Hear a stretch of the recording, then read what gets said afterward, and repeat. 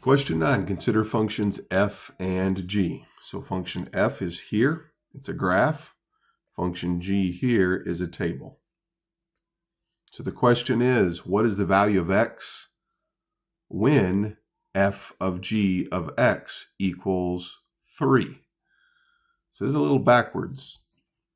We've got to find the x value that makes this composition of function equations true.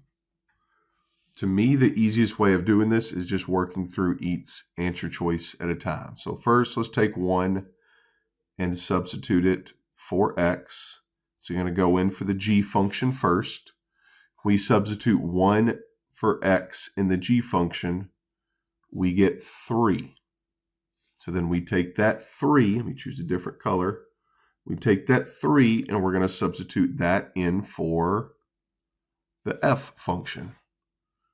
We can clearly see when x is 3 for the f function, there's no corresponding y value, at least that we can see. And it's certainly not 3. So then we're going to check the next one. So this is saying let's make x be -1. So that means we're going to take -1 and substitute it for the g function. So when x is -1, the corresponding value is +1. And then we take that +1 and we substitute it for x in the f function. So here's when x is 1. The corresponding y value is way up here. Maybe it's 6, maybe a little bit higher, but irregardless, it's not 3. All right, they're making us work. Let's check the third choice. So now we're going to check when x is 0. We're going to take 0, substitute it for the g function.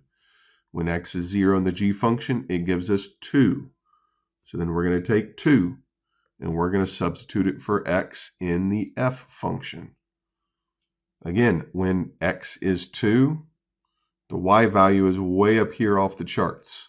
So that's probably not it. So let's hope it's this last one. Almost has to be.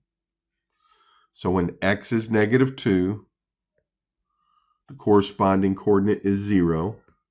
So then we're going to take 0 and substitute it for the f function. And we can see when x is 0, the corresponding y value there is right here, right at +3, which is what we wanted. So this is our correct answer.